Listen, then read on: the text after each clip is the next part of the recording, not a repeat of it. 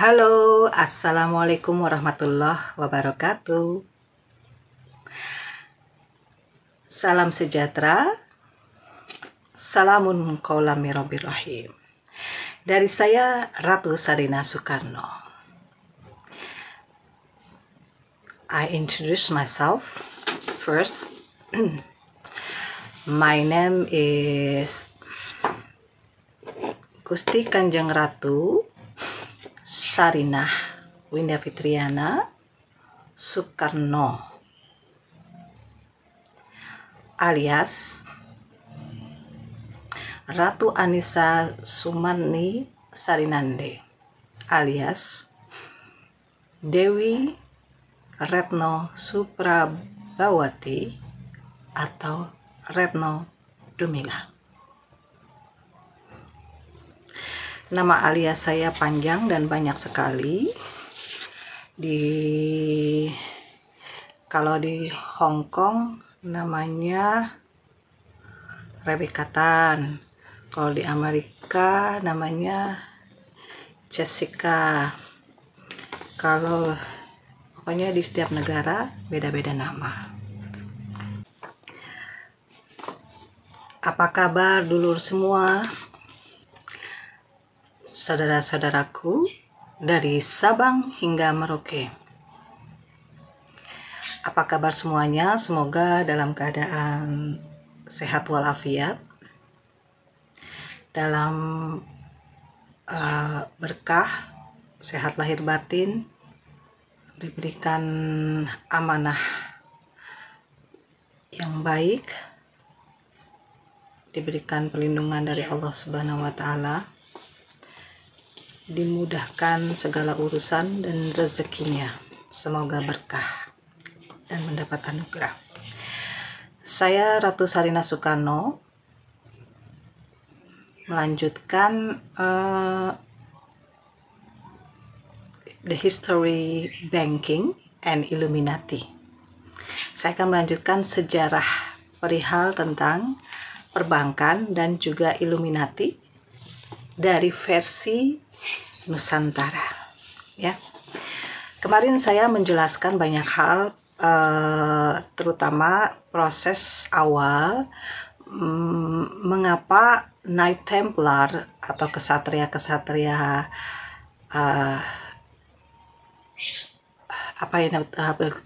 kesatria berjiwa perang dan berjiwa pengabdian terhadap Tuhan dan rakyat ini.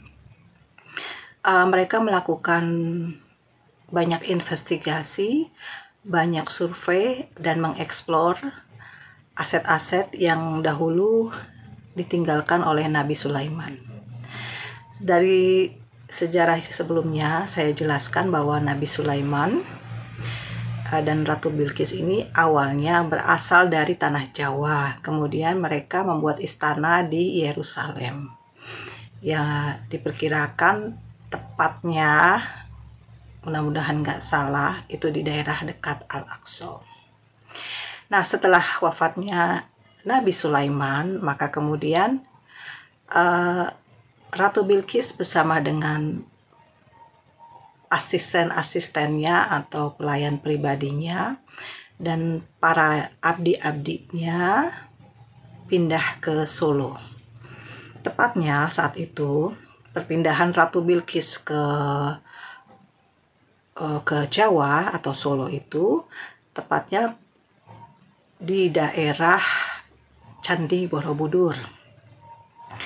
Disitulah diprediksi ketika itu Ratu Bilqis berpindah dan membawa segala apa yang menjadi asetnya dari Nabi Sulaiman dari Yerusalem ke Pulau Jawa. Sekitar pada tahun 1115, kemudian Ratu Bilqis hasil pernikahannya dengan Raja Sulaiman itu melahirkan anak yang bernama Putri Sima, yang kemudian menjadi ratu yang berkuasa turun-temurun dari Putri Sima sampai kemudian turun-temurun Ratu Kalinyamat, Ratu Tribhuwana Tunggadewi. Itulah masih segaris sebetulnya. Dan ini juga meninggalkan banyak kemampuan dan keahlian dalam mengelola aset. Pada saat itu Putri Sima sekitar tahun 1115 sebetulnya telah mengelola asetnya Ratu Bilqis ini atau Nabi Sulaiman. Waktu itu di daerah sekitar Jepara dan juga di sekitar Solo, antara Candi Borobudur itu dan Candi Prambanan. Nah, Putri Sima ini mendirikan bank yang bernama Ratu Mas Bank pada tahun 1115 dalam rangka untuk mengelola aset-aset kerajaan dari Nabi Sulaiman dan Ratu Bilqis. Kemudian seiring berjalannya waktu dan datangnya kesatria Templar di Solo, karena mereka berusaha untuk mengeksplor, para kesatria Templar yang sedang mengeksplor asetnya Nabi Sulaiman ikut turut mencari ke daerah Solo yang kemarin sudah saya jelaskan, dan kemudian mereka berangkat ke Solo, kemudian bernegosiasi dengan beberapa keturunan dari Raja Sulaiman di Solo. Nah, sebetulnya pada tahun 1115 sudah didirikan oleh Ratu Jawa Putri Sima ini, dan Ratu Kalinyamat dan ratu-ratu yang lain turun-temurun itu telah mengolah aset kekayaan dari Raja Sulaiman dan Ratu Bilqis, dan ini atas persetujuan dari Ratu Bilqis, karena Ratu Bilqis ini lebih memilih kepada menjadi seorang sufi wanita, dalam artian menjadi seorang pertapa dibandingkan mengurus aset dunia dan bisnis dunia gitu. Setelah kematian dari Raja Sulaiman, Ratu Bilqis memilih untuk menjadi pertapa. Kemudian diteruskan oleh Putri Sima ini. Putri Sima mengolahnya dengan mendirikan Ratu Mas Bank atau yang sekarang dikenal sebagai Ratu Mas Kencana Bank, yang kemudian bermutasi menjadi Union Bank of Switzerland. Itu juga termasuk cikal bakal ya, Ratu Mas Bank ini adalah cikal bakal dari Bank Swiss. Nah, di Bank Swiss ini kemudian yang akan diterapkan dan dikembangkan oleh Knight Templar, para kesatria Templar ini ya. Nah, kemudian Ratu Mas Bank ini berpindah ke Swiss. Kemudian dengan adanya datangnya para kesatria Templar ini yang mengeksplor aset-asetnya Sulaiman, Ratu atau Putri Sima atau Ratu Bilqis mengadakan kolaborasi ya setelah mereka mendirikan Ratu Mas Bank tahun 1115. Dan kemudian dikembangkanlah Ratu Mas Bank oleh para kesatria Templar ini. Kesatria Templar yang pernah saya jelaskan kemarin itu, yang kalau dalam sejarah pada umumnya kesatria Templar ini adalah anggota ordo militer religius yang didirikan itu sekitar 1118 sampai dengan 1119. Ya, di episode kemarin saya sudah jelaskan. Mereka ini bereksplor atau mencari tahu di Yerusalem. Kesatria dari pemimpin para kesatria Templar ini adalah kesatria Prancis, Hugh des Payens namanya. Yang saya sampaikan dahulu, mereka lahir dari mencari nenek moyang mereka di Yerusalem, mencari jejak Raja Solomon. Nah, para kesatria Templar ini yang pernah sudah saya sampaikan sebelumnya, yang dari Gunung Alpens, Swiss, Jerman, pemuda-pemuda Jerman, dan juga Prancis ya. Mereka berkelompok untuk mencari nenek moyang mereka yang ada di Yerusalem, dalam rangka mencari jejak Solomon. Lalu selama hampir 2 abad, organisasi Knight Templar ini merupakan ordo yang paling kuat di dunia abad pertengahan.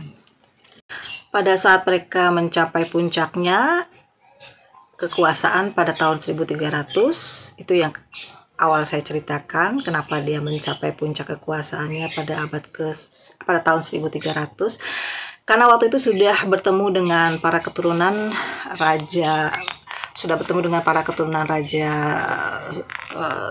Sulaiman di Solo ya, ketemu dengan Putri Sima, keturunan dari Ratu Bilqis.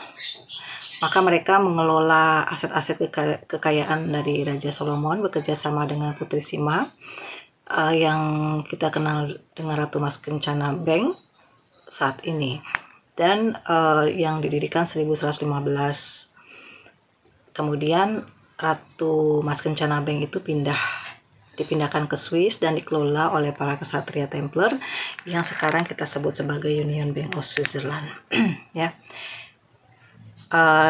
Pada tahun 1300 dikatakan bahwa mereka itu tentaranya sekarang mencapai puluhan ribu. Para Templar ini meninggalkan banyak petunjuk tentang tindakan mereka, tentang pekerjaan mereka yang telah diwariskan dari generasi ke generasi, yang tersembunyi dari generasi ke generasi. Nah, kisah mereka ini, para kesatria Templar ini adalah salah satu yang telah menangkap daya tarik dan keingintahuan orang-orang pada sepanjang zaman ya, sampai sekarang. Apakah sebetulnya mereka dikirim ke tanah suci atau mereka pergi ke tanah suci di Yerusalem itu dalam rangka ibadah, ziarah, untuk melindungi umat Kristiani dalam ziarah di Yerusalem, atau apakah mereka ke sana dalam misi rahasia untuk melestarikan aset Raja Solomon ya. Dari sejarah yang kemarin sudah saya jelaskan, sudah pasti dan jelas bahwa Knight Templar ini adalah salah satu bagian dari kesatria perbankan yang memutarkan aset para Raja Solomon dari keturunan-keturunannya di Solo itu. Ataukah si kesatria Templar ini memiliki otoritas yang sangat tinggi? Mengapa dia pergi ke Yerusalem untuk mencari artefak-artefak atau sejarah-sejarah peninggalan serta harta karun yang terkubur di bawah kuil atau tempat suci itu ya. Padahal apa yang tertanam di dalam tempat kuil tempat suci itu sudah dipindahkan oleh Ratu Bilqis ke Solo atau ke Candi Borobudur, Candi Prambanan, dan lain-lain, tersebar di seluruh Indonesia. Nah, pada awalnya kesatria Templar ini total ada 9 kesatria dari 3 kelompok tersebut. Nah, pendirinya yang membentuk organisasi semuanya ini saling berhubungan satu sama lain melalui darah atau perkawinan. Jadi mereka masih saudara ya, walaupun dari berbagai negara, dari Alpens, Swiss, Jerman maupun dari Perancis.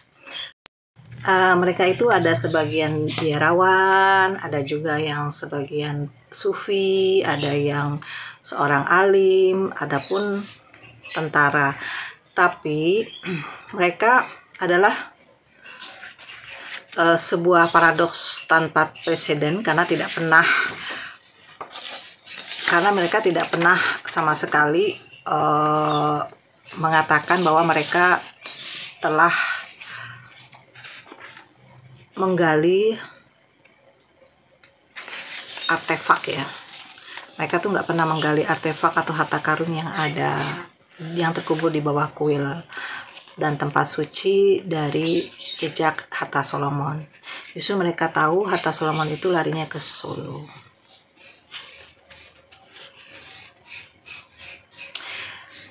Mereka ini dari beberapa profesi ya, seperti biarawan, sufi, atau seorang alim, pendeta, atau tentara.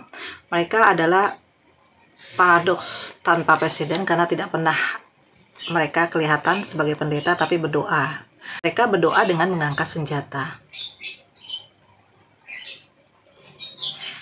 Para kesatria Templar ini disebut sebagai kesatria perang. Mereka tidak pernah menyerah meskipun jumlahnya 3:1. Dan mereka percaya bahwa mereka berjuang untuk Tuhan. Mereka akan merasa bahwa ketika mereka berjuang, mereka akan dikirim ke surga jika mereka wafat dalam pertempuran. Jadi para kesatria Templar ini mengetahui segala sesuatu perihal aset dari Raja Sulaiman, dan mereka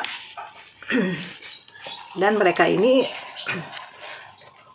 sudah berhasil untuk mengelola ya di beberapa negara pada tahun 1300, sehingga mereka terlihat sukses dan juga matang dalam segi ekonomi mereka ya.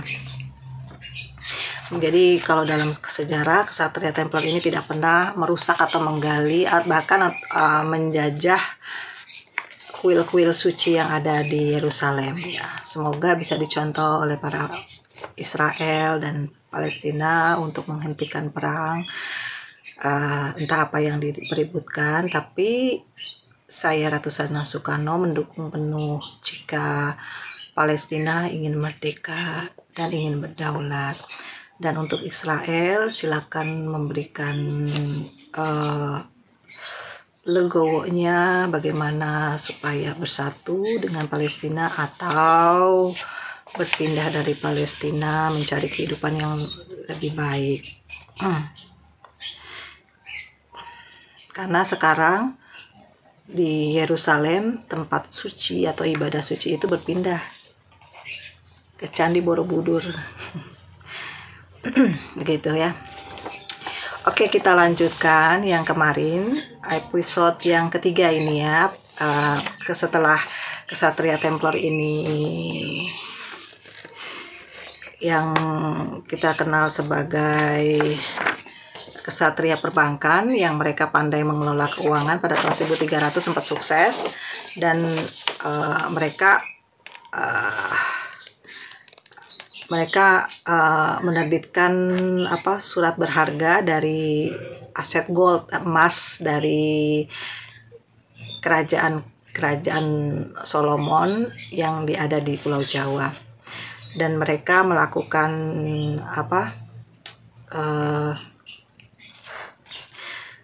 penyewaan sertifikat atau surat berharga, menerbitkan surat berharga berdasarkan kolateral emas, yang emasnya dari Solomon atau Ratu Bilqis di Pulau Jawa.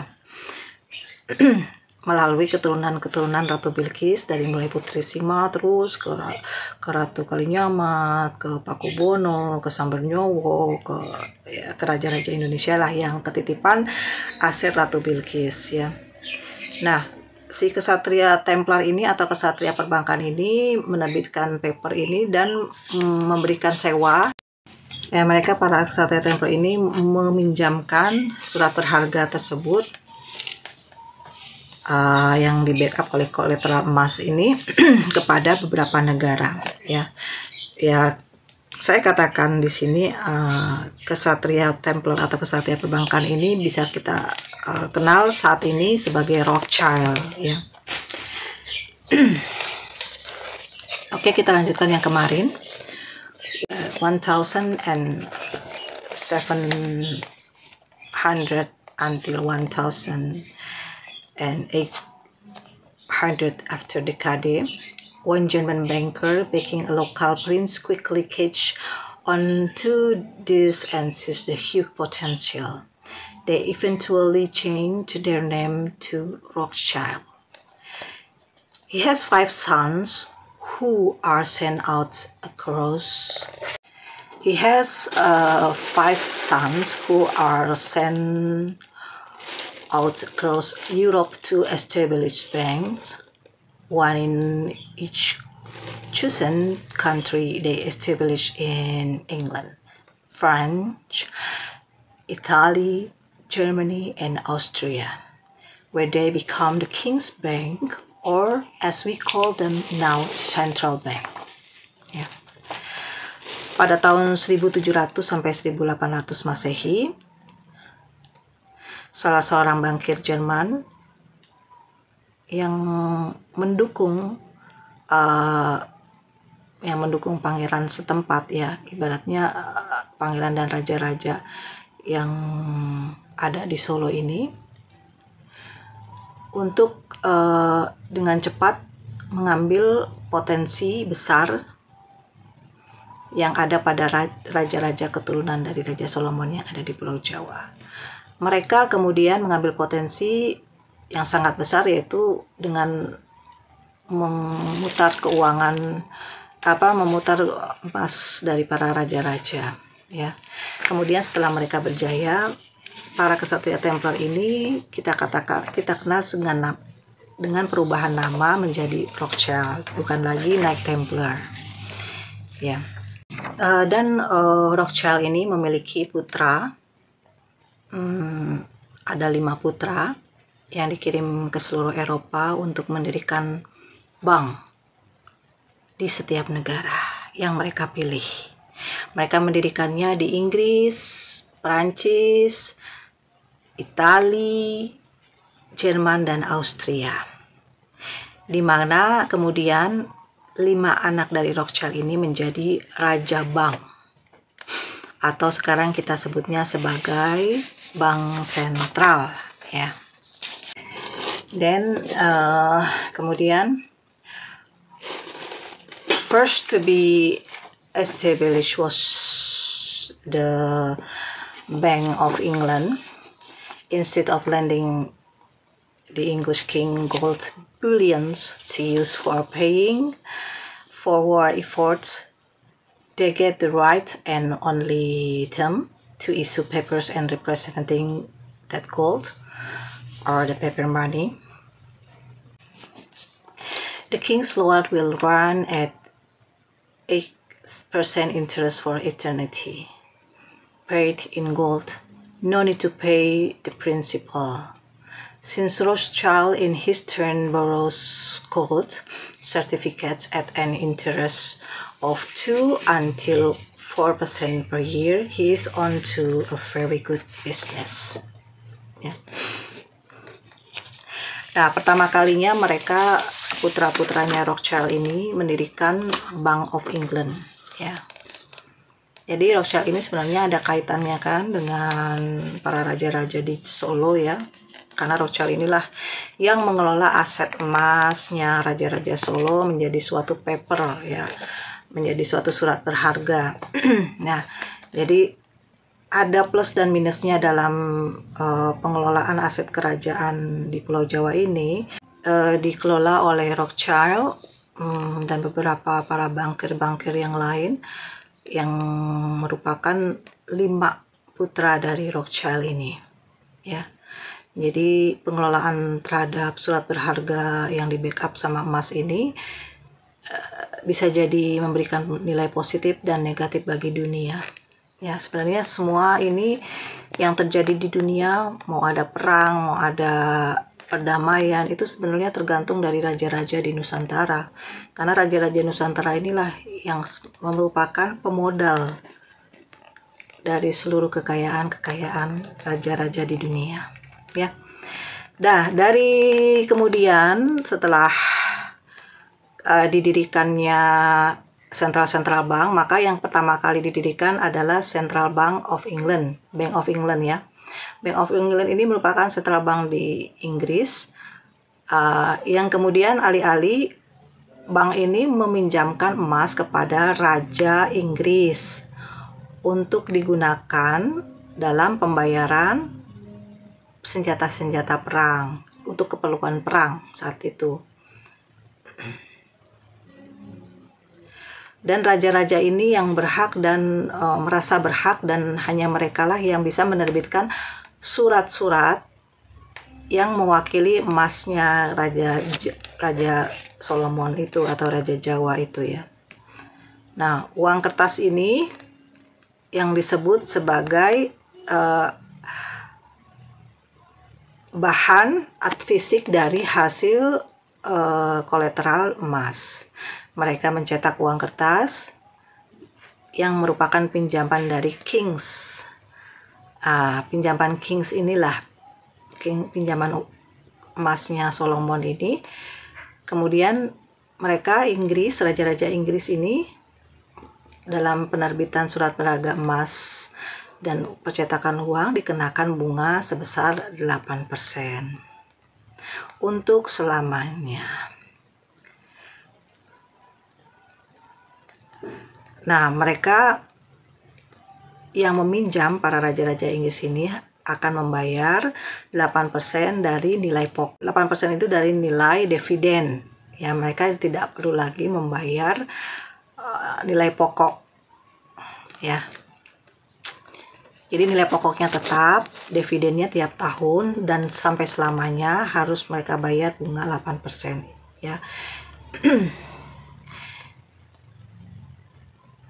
Karena Rothschild pada gilirannya kemudian meminjam sertifikat emas di sebuah bank ini, bunganya 2-4% per tahun. Ia melanjutkan ke bisnis yang sangat bagus.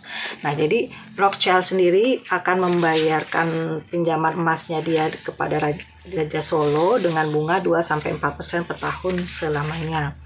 Nah, sedangkan Rothschild ini memutarkan aset emasnya Raja Solo ini kepada Raja Inggris di Bank of England ini dengan dikenakan bunga sekitar 8% selamanya tanpa harus membayar uang pokok, cukup membayar dividen 8% per tahun. Begitu. Oke, lanjut. Kemudian the only limit to their banking profits is the need of the king or kings to borrow money. With a spread of 4 until 6% per year, it has huge potential. Now, with his son firmly established in all the important corners of Europe, the best way to make money is to make sure the kings go to war against each others and finance all of them. They win either way all the time. Jadi pada saat itu satu-satunya keuntungan perbankan mereka adalah keuntungan perbankannya si Rothschild ini adalah kebutuhan raja dalam meminjam, kebutuhan para raja-raja yang meminjamkan uang di perbankannya Rothschild, ya. Dengan splitnya sekitar 4-6% per tahun, ya ini merupakan potensi yang sangat besar ya, bunga tersebut atau dividen tersebut hasil peminjaman kepada Raja Inggris yang sedang melakukan penyerangan atau perang. Jadi apapun yang terjadi, peperangan yang terjadi ini sebetulnya unsurnya tidak jauh dari kebutuhan-kebutuhan suatu negara untuk peminjaman terhadap bank dengan alasan atau landasan proyek perang. Bisa jadi ya itu untuk membiayai negara mereka dengan perang tersebut. Nah, sekarang dengan putra-putranya yang sudah mapan ini, Rothschild ya, di seluruh penjuru Eropa, cara terbaik mereka, akhirnya mereka berpikir satu-satunya yang membuat mereka kaya itu adalah mereka akan membiayai satu sama lain. Perang para raja. Jadi dana ini dipakai dan disalahgunakan untuk kebutuhan perang para raja. Dan kalau bisa dari perang itu tidak usah menang. Kalau nggak menang kan berarti tetap minjem terus ke perbankan. Nah, itulah sisi negatifnya dari pinjaman uang yang dikelola oleh Rothschild.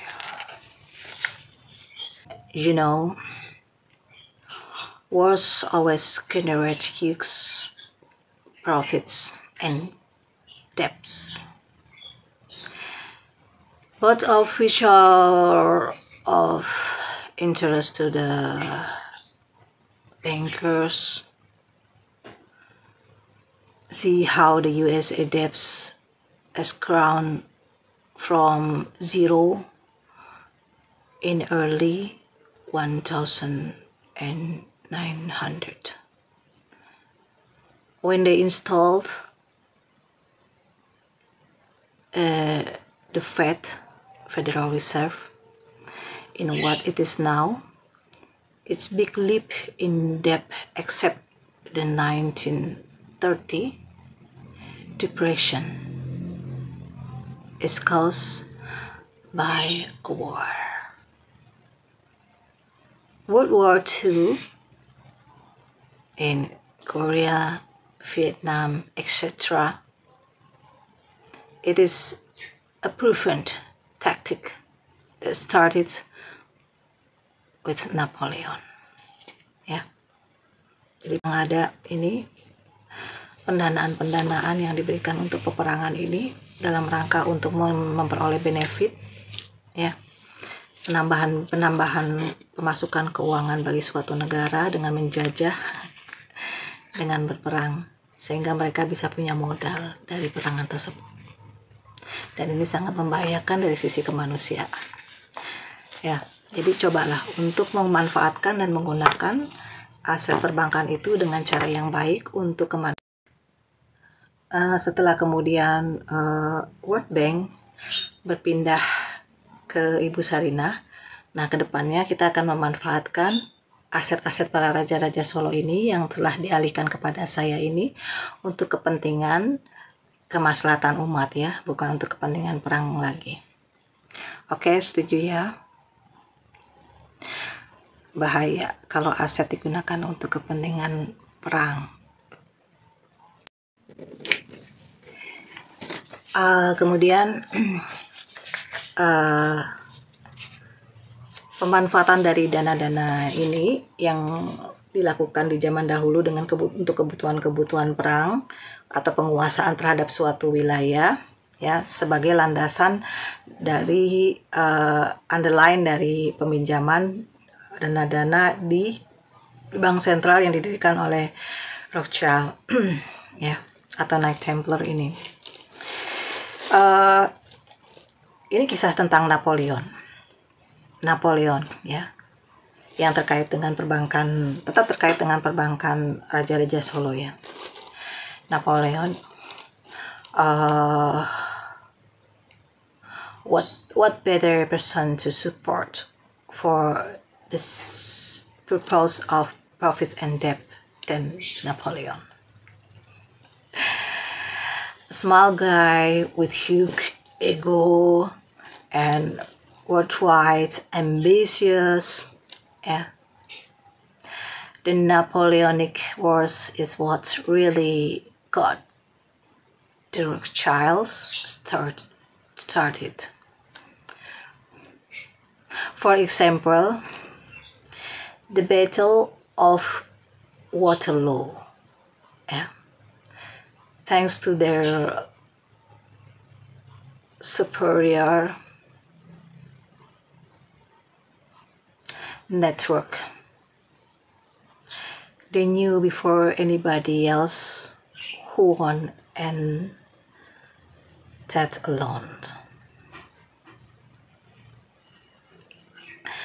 Put them in place to clean up on all the financial markets of their day.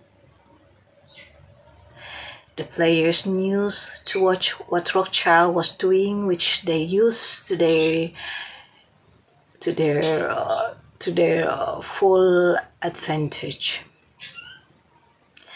First, sell to get the avalanche going, and when the flock is full panic mode, selling at any price, they quietly state buying it all at rock bottom prices. That is how they play the London financial market on the day of the Battle of Waterloo. They absolutely clean up. On top of that, there is also what all the various kings involved had to pay in interest on their loans. From then on, the rest is history on how they manage to put themselves as key players in the distribution of funds, first throughout the Western world, later followed by the rest of the world. They don't necessarily own the funds or assets, but they 100% control the main banks and its distribution chain that distribution these assets. Pada masa Napoleon ya, Napoleon ini kan yang terkenal ya. Jadi ya Napoleon ini adalah orang yang cukup ya kita kenal sebagai siapa sih orang yang sangat baik, yang didukung karena telah memberikan keuntungan dan hutang yang besar pada negara. Napoleon saat itu, Napoleon Prancis saat itu memiliki keuntungan dan hutang yang besar akibat peperangan yang dia lakukan. Karena kita tahu Napoleon itu adalah seorang pria yang berbadan kecil dengan ego yang sangat besar dan ambisi terhadap dunia. Perang Napoleon ini awal mulanya berdiri dari pertempuran di Waterloo, yang mana dia bekerja sama dengan Rothschild dalam pembiayaan untuk perang-perang yang dilakukan oleh Napoleon. Berkat jaringan superior mereka, maka mereka semua itu merasa mereka adalah orang yang tepat dan berada di posisi yang benar dengan memanfaatkan aset-aset tersebut sebagai pemain utama dalam keuntungan sistem perbankan. Di sini antara Rothschild dengan Napoleon ini bekerja sama untuk meningkatkan sistem keuntungan perbankan dengan cara berperang. Ya, permainan ini yang utama yang menjadikan pemasukan bagi mereka dibuat semaksimal mungkin perang oleh mereka. Ya. Semua dunia tahu apa yang menjadi permainan dari Rothschild ini. Ya. Seolah-olah setiap negara yang berperang ini dan ditimbulkan dari adu domba. Bisa jadi adu domba yang dilakukan oleh Rothschild. Ya, mungkin sekarang ada perang-perang kayak Islam garis keras dan lain sebagainya, itu kan mungkin di situ adalah untuk memicu terjadinya perang. Isu-isu yang dihembuskan untuk memicu terjadinya perang, dan perang itu yang akan membawa keuntungan bagi perbankan. Jadi kan yang dirugikan rakyat, negara, ya, dan sebetulnya yang dirugikan itu, dan yang mendapat untung adalah perbankan, ya. Nah, inilah akal-akalan dari zaman mereka saat itu. Semua tahu ini adalah permainan cantik dalam menghasilkan uang perbankan.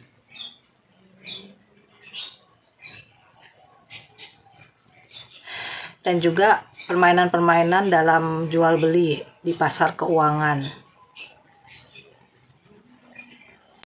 Ya, mereka pada saat perang itu diam-diam melakukan jual beli di pasar saham, ya. Nah, peperangan yang terjadi, pertempuran di Waterloo ini, maka pihak-pihak perbankan atau Rothschild ini melakukan jual beli dengan memainkan pasar keuangan dan mendapatkan keuntungan yang lebih. Selain itu juga, apa yang harus dibayar oleh semua raja yang terlibat dalam perang tersebut sebagai bentuk bunga atas pinjaman mereka. Jadi keuntungan yang diperoleh oleh Rothschild itu dari perang pertempuran Waterloo ini adalah jual beli di pasar saham ini meningkat begitu, dan mendapatkan keuntungan dari pasar saham tersebut, dan juga semakin banyak raja yang melakukan pinjaman terhadap bank akibat kerugian perang mereka, maka makin kayalah Rothschild dengan mendapatkan pinjaman bunga, bunga dari pinjaman yang mereka lakukan, para raja-raja ini.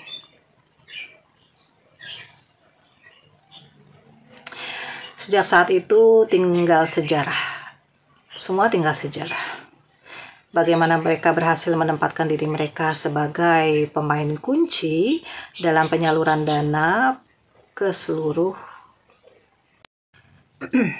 Nah, setelah mereka mendapatkan keuntungan yang sangat besar dari hasil peperangan ini, maka ya Rothschild ini merupakan kunci terbesar dalam penyaluran dana atau distribusi dana atau peminjaman dana. Dan mereka itu sudah tidak membutuhkan lagi mungkin ya emas dari raja, karena mereka sudah memiliki modal yang cukup besar, ya, karena mereka sudah memiliki aset hampir 100% mereka miliki itu. Dan kemudian setelah itu Rothschild ini beralih untuk mendirikan bank sentral di Cina, Jepang, dan juga di Jepang ya, Bank of China dan Bank of Japan. Pada akhirnya juga bank-bank ini didirikan oleh mitra-mitra mereka yang ada di Asia. Bank of China and Bank of Japan also eventually gets established by Asian counterparts in an agreement signed in 1857.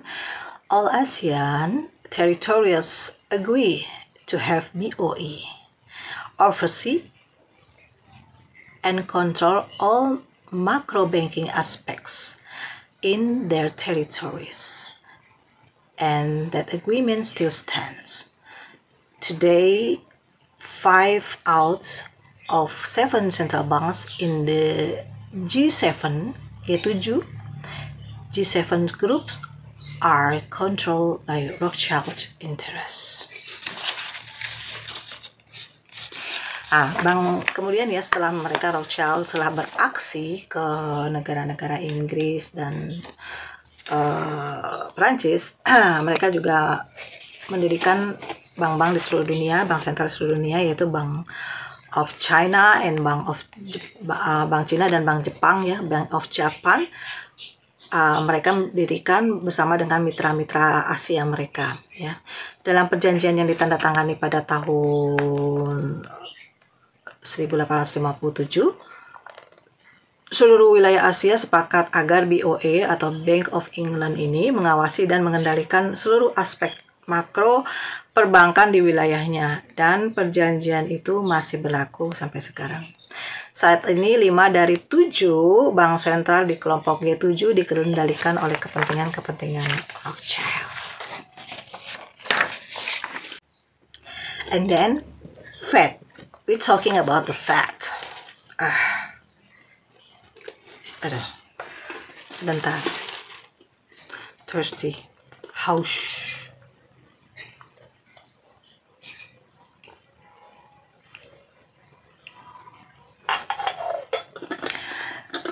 Now we continue to talking about Federal Reserve. The last central bank to be established was the Fed. The Americans resisted the central bank idea for the longest time, and it took a banking crisis together with some very long-term political games to finally get them to accept the idea under the name of Federal Reserve Act in 1913. It has rightfully been called the crime of the century.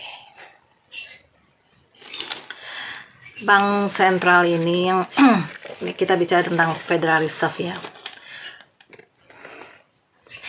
Federal Reserve ini the last central bank to be established. Bank sentral terakhir yang didirikan oleh Federal Reserve. Masyarakat Amerika menolak gagasan bank sentral untuk waktu yang sangat lama. Jadi Federal Reserve ini adalah bank sentral yang terakhir yang dibentuk ya. Tapi masyarakat Amerika ini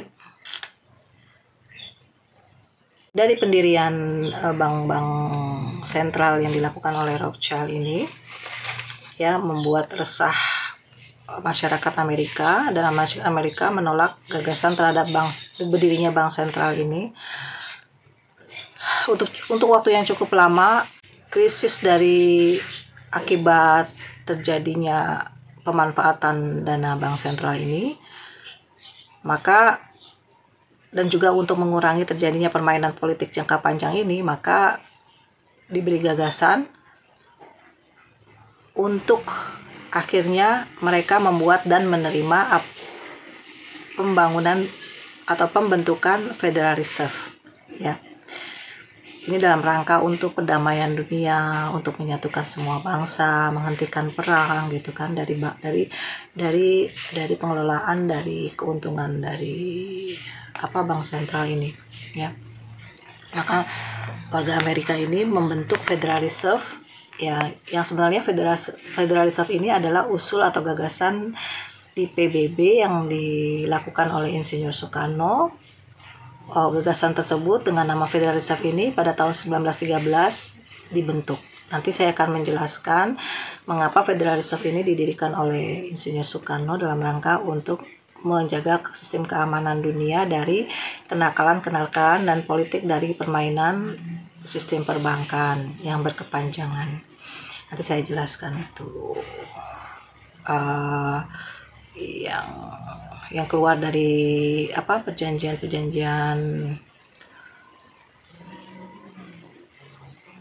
tahun 1928. Nah, akibat dari pemanfaatan dan penggunaan sistem perbankan inilah maka terjadinya krisis berkepanjangan ya.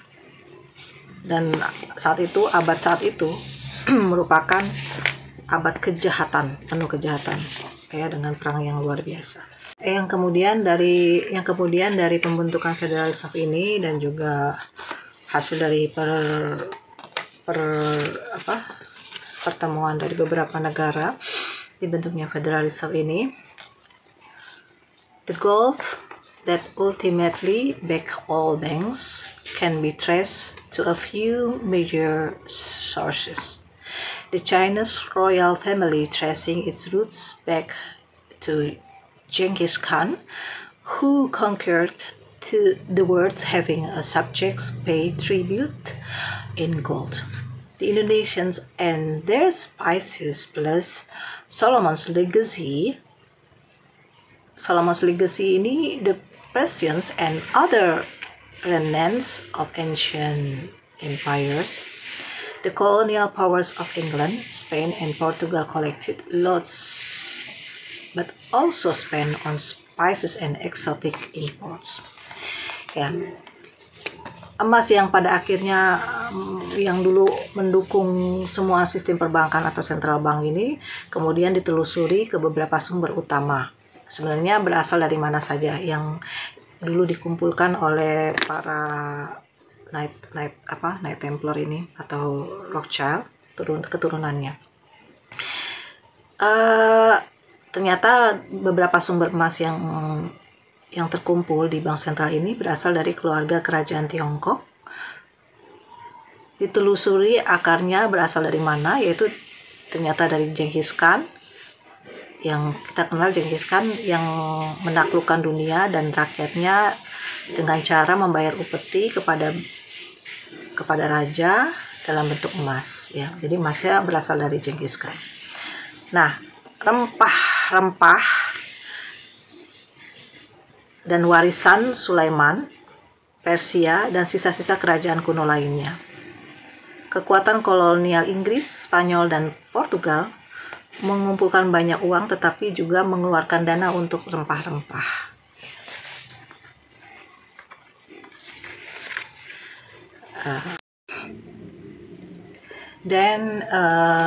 The Chinese always had very close ties with their Indonesian relatives when mainland China goes through its upheavals mid 1900. Their assets are moved first to Taiwan, later to Indonesia. The same goes for the Shah of Iran. His main assets are also held and safeguarded here after 1950s. Solo had been the central point of a great expansive Asian kingdom, or kita sebut sebagai Majapahit. We can call Majapahit. In the 1300s after the Qadi. After pressures for Islam, they retreat east. Orang Tionghoa selalu punya hubungan yang sangat dekat dengan kerabat mereka di Indonesia. Ketika Tiongkok daratan mengalami pergolakan pada pertengahan tahun 1900, aset mereka dipindahkan terlebih dahulu ke Taiwan, kemudian ke Asia. Hal yang sama berlaku untuk Shah Iran. Aset utamanya juga disimpan dan dijaga di sini setelah tahun 1950-an di Indonesia. Solo juga pernah menjadi pusat kerajaan besar Asia atau Majapahit pada tahun 1300-an Masehi. Setelah mendapat tekanan dari Islam, mereka mundur ke timur. Ya, jadi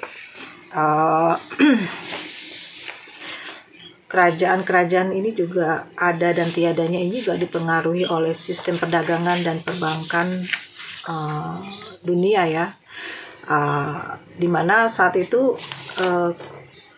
emas-emas yang diselidiki oleh generasi-generasi yang baru, ya, akibat kerugian-kerugian yang ditimbulkan dari bank sentral yang didirikan oleh Rothschild, maka Federal Reserve ini mencari tahu, men-treasure dari mana sih emas-emas yang ada di bank sentral ini asal muasalnya, yaitu ternyata dari hasil jual beli atau perdagangan Tionghoa ke Indonesia, ya, membeli rempah-rempah, ya, termasuk juga Spanyol, Portugal.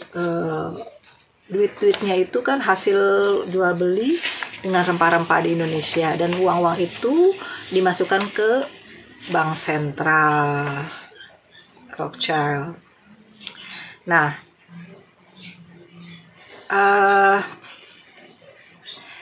saat Tiongkok mengalami pergolakan dan pada tahun 1900-an, aset mereka dipindahkan terlebih dahulu ke Taiwan, lalu kemudian ke Indonesia. Jadi ada di Indonesia ini campuran aset emas, aset dari orang Tionghoa ya, Tiongkok, dan juga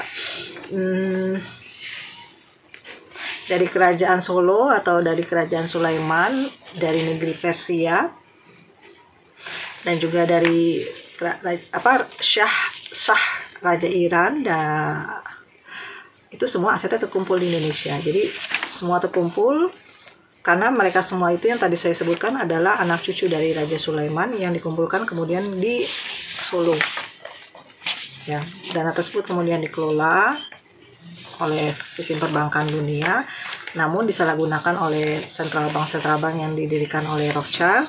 Nah, kemudian diselidiki dan ditelusuri oleh Federal Reserve dalam rangka untuk mengklarifikasi dan menjadikan sumber daya ini sebagai perdamaian dunia, bukan sebagai peperangan. Ya.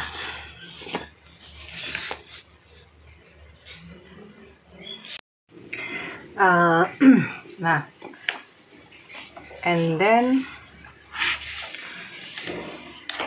900 until 1000 after decade, high priest in Jawa gets direction from divine inspiration that they have to travel to Bali,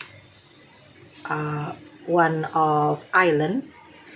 of little island in Java, and establish a successful colony. First attempts fail some 100 years later. They receive a second direct command from the divine to do the same. Direction is given for 3 nails: gold, silver, and bronze, to be nailed down and temple established. Now the success.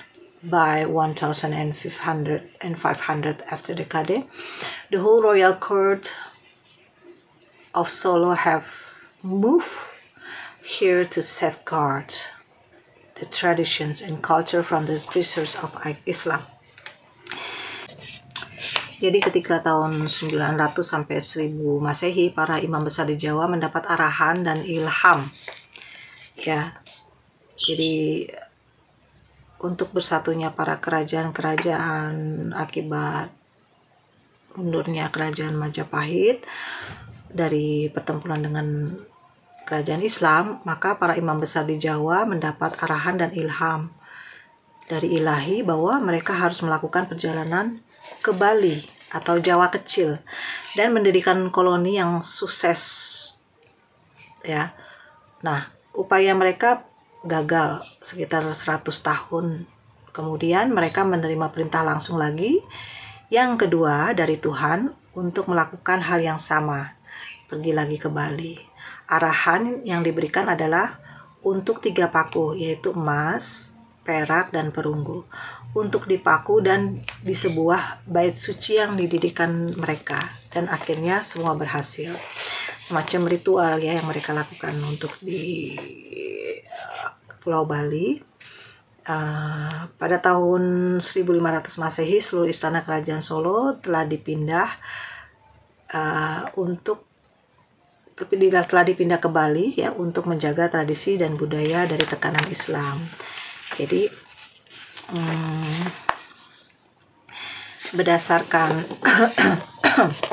berdasarkan dari The Plan of Expert pada tahun 1928 yang diprakarsai oleh Sukarno sebagai The Monetary One, beliau sebagai ditunjuk sebagai Monetary One atau raja di raja atau raja dari para raja. Untuk menjalankan The Plan of the Expert pada tahun 1928, yaitu menghilangkan penjajahan di muka bumi, adalah tugas Sukarno yang harus dia lakukan. Terus kedua, tugas membebaskan negara-negara di dunia dari dominasi negara lainnya agar semua bangsa di dunia sederajat. Dan tugas ketiga, Sukarno adalah mengontrol keuangan negara-negara yang baru merdeka. Tugas keempat, diberikan kepada Soekarno adalah untuk menyatukan dunia. Nah, dari Plan of Expert tahun 1928 ini, akibat dari pemanfaatan aset-aset kerajaan yang dilakukan oleh Knight Templar atau Rothschild ini, Rothschild itu kan mengambilnya dari kerajaan Cina, dari kerajaan Solo, maksudnya kerajaan Indonesia, Nusantara, juga dari hasil-hasil perdagangan di Indonesia. Maka Rothschild ini memiliki modal untuk melakukan pembukaan bank sentral mereka. Namun aset ini dari para raja-raja di dunia yang dilakukan disistemkan di bank sentral ini dimanfaatkan untuk kepentingan yang tidak manusiawi, yaitu tadi mengambil keuntungan untuk perputaran dari peminjaman emas para raja-raja ini. Rothschild melakukan invasi, ya, artinya melakukan perang ideologi kepada raja-raja untuk melakukan perang terhadap wilayah-wilayah tertentu, dan termasuk kepada kekuatan kerajaan Majapahit saat itu yang memiliki kekuatan besar untuk menyatukan Nusantara. Ya, kerajaan Majapahit ini berniat untuk melakukan penyatuan ke kerajaan Nusantara dalam artian menyatukan beberapa negara-negara di seluruh benua di dunia.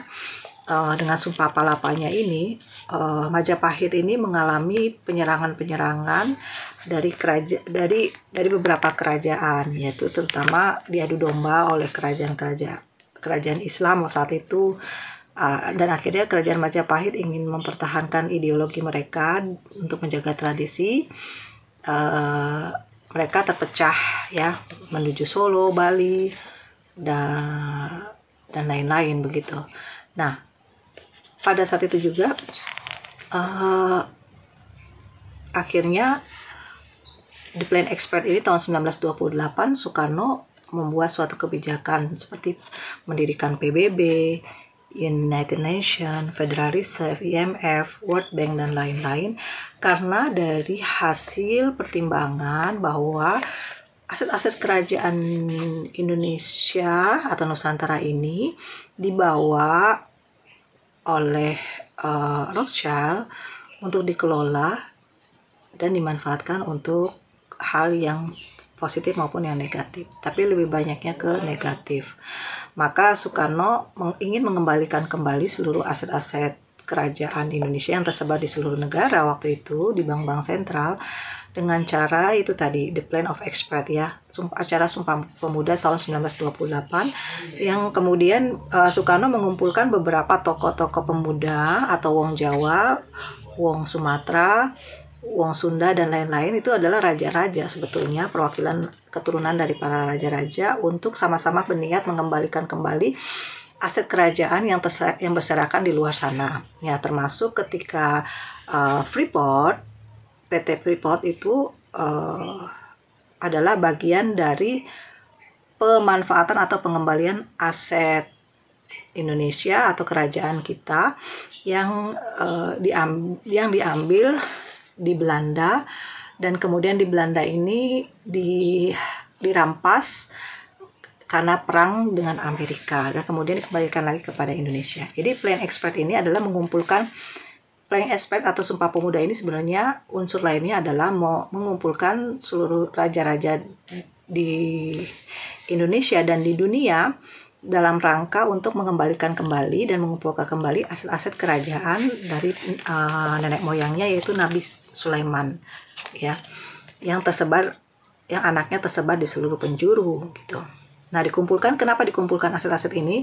Supaya bisa dimanfaatkan untuk kepentingan kemaslahatan, supaya tidak ada lagi penjajahan di atas muka bumi ini yang terjadi akibat itu tadi, Rothschild yang memanfaatkan aset kerajaan ini hanya untuk keuntungan dia semata, dan dengan cara melakukan peperangan supaya mendapatkan keuntungan lebih bagi perbankannya dia. Nah, Soekarno juga memiliki tugas mendirikan Federal Reserve dan Union itu, PBB itu, dalam rangka untuk menyatukan aset-aset dunia, aset-aset Sulaiman yang berserakan di dunia. Federal Reserve inilah yang kemudian mencari tahu di mana aset-aset tersebut. Ya, dan ini banyak pertentangan yang terjadi gitu antara pihak Soekarno dengan pihak The Knight Templar atau Rothschild ini, sehingga pada saat proses beliau mengembalikan kembali harta atau kerajaan 128 kerajaan di dunia itu yang merupakan sumbernya dari Nabi Sulaiman dan Ratu Bilqis. Nah, ini mendapatkan pertentangan dari Rothschild atau beberapa pihak yang CIA yang garis hitam, yang mana tidak menyetujui tindakan Soekarno mengumpulkan aset-aset kerajaan ini kembali ke negara Indonesia atau ke Nusantara. Ya, termasuk ketika itu Freeport tahun 1963 itu juga upaya dalam mengembalikan aset-aset kerajaan Indonesia yang ada di Amerika. Emas yang ada di Amerika senilai 60.000 ton emas ya. Dan beberapa negara lainnya, 128 kerajaan telah dikumpulkan oleh Soekarno pada The Plan Express tahun 1928. Dari seluruh dunia, emas-emas itu dikumpulkan oleh Soekarno.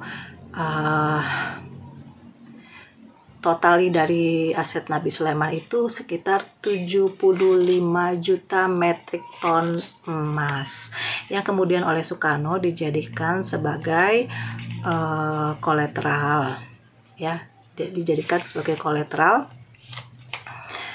untuk mendirikan World Bank, Federal Reserve, IMF, dan United Nations atau PBB.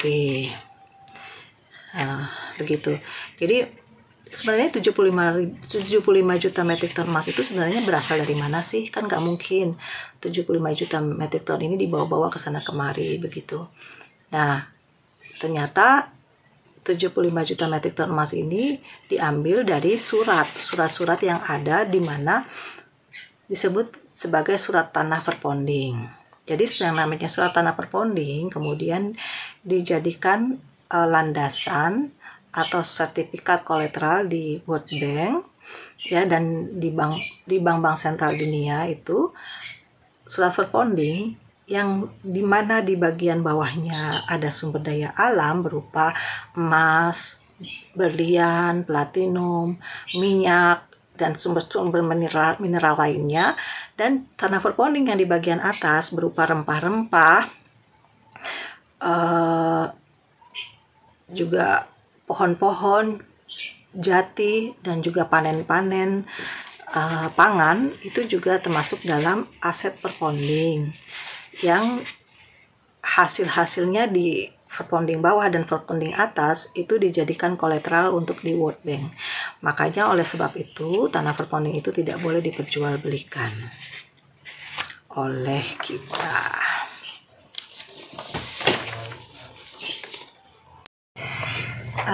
Kemudian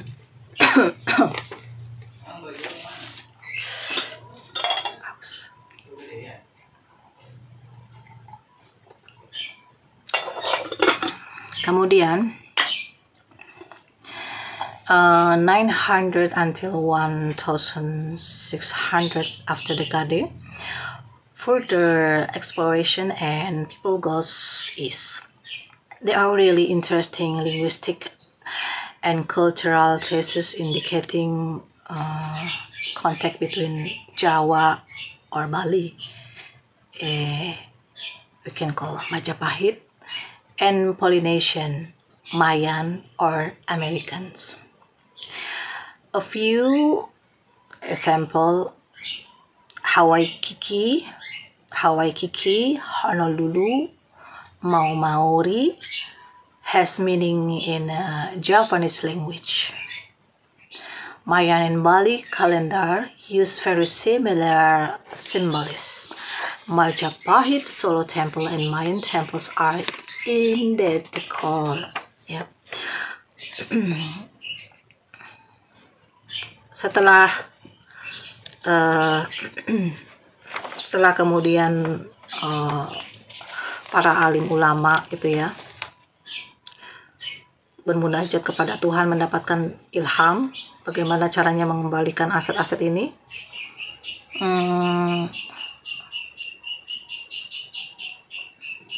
Eksplorasi yang lebih lanjut, kemudian orang-orang pergi ke timur. Ada jejak linguistik dan budaya yang sangat menarik yang menunjukkan kedekatan atau kontak erat antara Jawa, Bali, Majapahit dengan Polinesia, Maya, atau Amerika.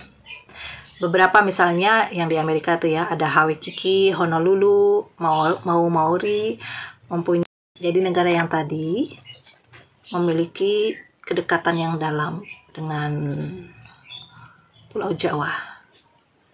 Ya. Maori, Waikiki, Amerika ini, Honolulu, dalam bahasa Jawa kunonya, kalender Maya dan Bali menggunakan simbol yang sangat mirip Candi Majapahit Solo dan Candi Maya. Identiknya ini mereka sama ya, antara Bali, Amerika, Polinesia, Waikiki, Honolulu, Maori. Ini yang di Bali dengan mereka tuh semua negara itu mereka memiliki ciri yang sama gitu, sama-sama pernah menggunakan bahasa Jawa kuno, dan candi-candi mereka, simbol-simbol mereka itu mirip dengan Candi Majapahit Solo dan Candi Maya. Jadi sebetulnya keterikatan kerajaan-kerajaan 128 kerajaan ini adalah satu darah dan satu golongan. Nanti saya akan jelaskan di seri Illuminati dari mana terjadinya 128 kerajaan, apakah terkait dengan induknya di Nusantara Indonesia ini. Ya. Jadi tadi saya sudah jelaskan bahwa tanah-tanah perponding ini sebaiknya tidak dijual beli. Tanah perponding ini hanya diberlakukan untuk untuk tujuan peminjaman saja, karena tanah perponding ini yang dimana aset di bawah tanah perponding dan aset di atas tanah perponding ini termasuk ke dalam kategori kolateral yang telah dijaminkan dan telah disimpan di World Bank berdasarkan keputusan bersama 128 kerajaan, untuk dimana sumber daya alam dan hasil yang ada di tanah perponding, di bawah tanah perponding dan di atas tanah perponding akan digunakan sebagai kolateral untuk percetakan uang, untuk kesejahteraan 189 negara, yang untuk percetakan uang, serta untuk pembangunan di beberapa negara-negara berkembang dan negara-negara yang terdampak akibat Perang Dunia Kedua gitu. Jadi tanah perponding ini mengapa saya nyatakan sebagai atas nama dan milik Ratu Salina Soekarno, karena kalian bisa cek dan cross check di Mahkamah Internasional bahwa tanah perponding yang telah dijaminkan di World Bank oleh Insinyur Soekarno sebagai monetary one pertama adalah diatasnamakan Ibu Sarina. Sarinanya yang Sarina Winda Fitriana ya. Nah, tanah perponding ini atau Ejenem atau Girik ini dikuasai penuh oleh Ibu Sarina, bukan oleh siapapun, karena ini dalam rangka aset dari perponding ini dipakai untuk diperbankan gitu, untuk kesejahteraan bersama ya. Yang dipakai dipakai di dalamnya emas dan platinum senilai 75 juta metrik ton yang ada di bawah perponding, dan juga rempah-rempah dan pohon jati dan pohon-pohon di atasnya itu adalah untuk perponding, untuk kolateral percetakan uang 189 negara. Nah, karena itu kenapa banyak fisik-fisik yang tercetak di beberapa negara, di 189 negara, kalian bisa melihat fisik-fisik yang dicetak tapi tidak bisa digunakan, tidak bisa aktif, hanya mati suri di perbankan-perbankan mereka, karena mereka belum menemukan si pemilik kolateral induknya, pemilik kolateral tanah perponding dan pemilik kolateral dari World Bank, yaitu Ibu Sarina. Maka aset-aset uang-uang fisik itu tidak bisa digunakan ya. Jadi kalau kalian bermain dari sisi keuangan, MT103, MT105 tidak bisa on kalau tidak ada MT760. Dan Ibu Sarina satu-satunya the monetary one yang melanjutkan Insinyur Soekarno, satu-satunya monetary one yang memegang MT760 dan MT960.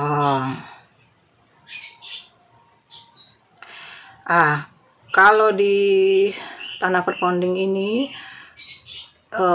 banyak pihak-pihak yang mengaku-ngaku sebagai ahli waris. Meskipun dia mengaku sebagai ahli waris Keraton Solo, Keraton Majapahit, dan lain-lain, tetap dia tidak bisa mengeksekusi aset perponding karena aset perponding tunggal dipegang oleh Ibu Sarinah WF ini. Ya. Jadi di Mahkamah Internasional sudah tercatat, di World Bank sudah tercatat, di United Nations juga sudah tercatat Ibu Ratu Sarinah Soekarno sebagai kepala dan ketuanya. Ya, makanya untuk beberapa aset-aset fisik, uang fisik di gudang maupun di perbankan itu 103-105 tidak bisa digunakan tanpa bantuan MT760 yang saya punya satu-satunya di dunia. Itulah mengapa saya disebut the monetary one, pemilik kolateral induk negara dan dunia. Dan tanah perponding ini sebagai kolateral di World Bank.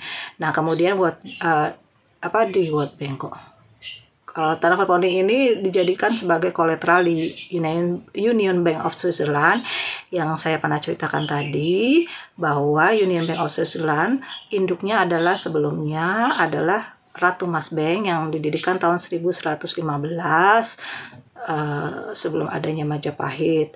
Dan itu Ratu Mas Bank ini adalah cikal bakal berdirinya Ratu Mas Bank Kencana atau Union Bank of Switzerland. Nah, tanah perponding ini dijadikan garansi atau jaminan untuk proses percetakan uang.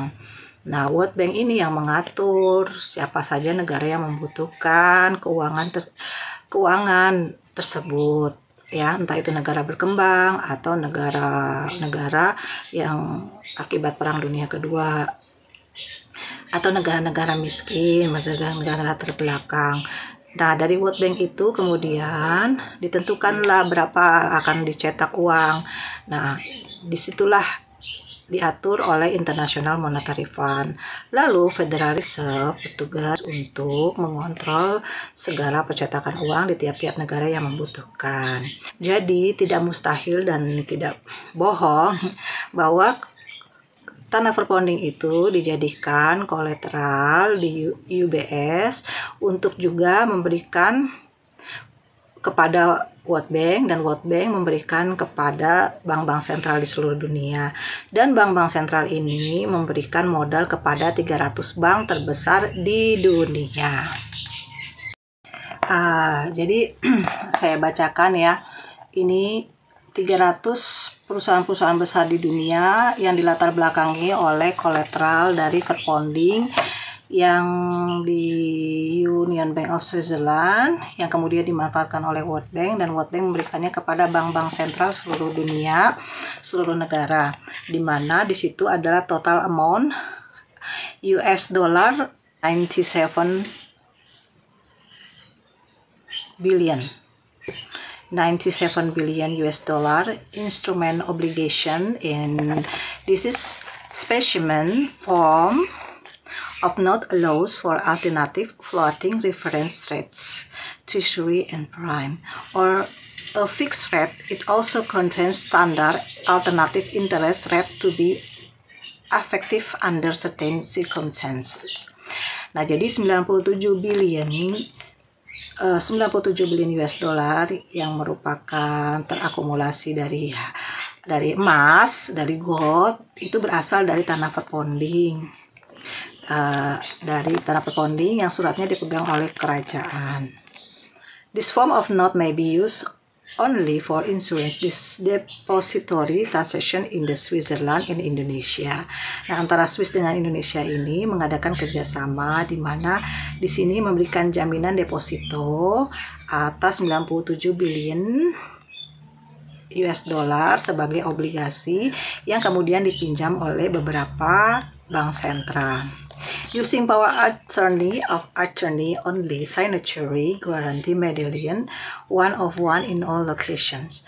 Prepared by Consortium International Trust Officer Transmission Consortium International USA and Swiss and Financiers Consortium International Indonesia, owner Central Banks, Bullion, Big Bank, Ratu Mas Kencana Room, A11A.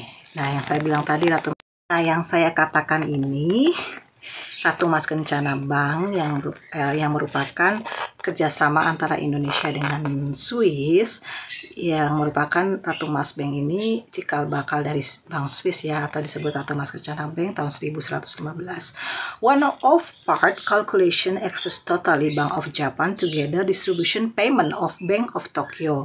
Nah, bersama dengan Bank of Japan atau Bank of Tokyo, Mitsubishi UFG Coverage Dealer UBS AG and US Payment Agent and Transfer Agent Certificate shares BNY Mellon New York USA. Jadi bekerja sama dengan USA, Swiss, Bank of Tokyo, UBS AG, UBS Asset Global, and US Payment. Ini bekerja sama membentuk obligasi dan digunakan untuk kepentingan bank-bank sentral di dunia. Ya. Jadi di beberapa negara ini menggunakan kolateral atas tanah perponding tersebut yang kemudian diambil beberapa gold emas yang kalau dikalkulasi nilai gold itu sekitar 97 billion US dollar yang dibuat obligasi, dan obligasi tersebut bisa dipinjam ke beberapa negara. Ya, dan hasil bullion Big Bank Ratu Mas Kencana Room Declaration of Transaction number A5A 303337442 International Transaction World Bank Institution Deposit Control Statement Investment Deposit. Nah, dari deposit senilai emas senilai 97 billion US dollar yang diambil dari tanah perponding Indonesia sebagai garansi, itu dipinjamkanlah kolateral ini dan dikerjasamakan kepada beberapa perusahaan di dunia bersama dengan bank sentral yang dikontrol oleh World Bank, dan World Bank dikontrol oleh UBS. Ya, beberapa perusahaan itu adalah 300 perusahaan yang bekerja sama adalah bersama dengan kolateralnya Ibu Sarinah, yaitu 24/7 Customer, ABB, ABN AMRO, Accenture, Accor, Activision Blizzard, Aditya Birla Group, Advanced Micro Devices, Affiliated Computer Services, Airbus, Air France, KLM, Atkins Spence, Akzo Nobel, Alcatel-Lucent, Allianz, Alstom, Altria Group, Kelsey Motors, Australia and New Zealand Banking Group atau ANZ, Apple, Aquent, Aeropostal, Accor, Mittal, Accor, Asian Paints, dan lain-lain ya. Termasuk juga Dutch Bank, Dutch Telecom, Dunkin Donuts, Coca-Cola, BASF, Cisco, Chevron, Danone, Costco, dan juga Ericsson, Ernst & Young, HSBC, LG, L'Oreal, McDonald's, Mercedes-Benz, dan lain-lain. Scumbercy, Panasonic, SanDisk, Samsung, Sony, juga Tesla ya. Tesla juga termasuk. Unilever, Vodafone, Walmart, TCS, dan lain-lain. Nah, ini 300 perusahaan besar ini adalah dikendalikan oleh kolateral Ibu Sarinah yang diambil dari tanah perponding Nusantara dan juga 128 kerajaan-kerajaan di dunia. Nah, ini masuk ke dalam sistem yang namanya Ratu Mas Bank tahun 1115, dan kemudian Ratu Mas Bank ini berafiliasi ke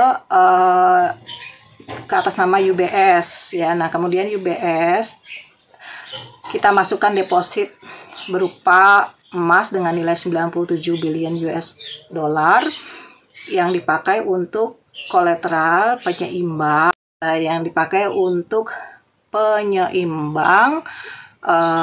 percetakan uang negara dan juga percetakan uang 189 negara serta peminjaman modal kepada 300 bank besar di dunia. Ya, nah itu semua dari UBS itu deposit obligasi masuk ke peminjaman di World Bank, dan World Bank mendistribusikannya kepada bank-bank sentral di seluruh dunia.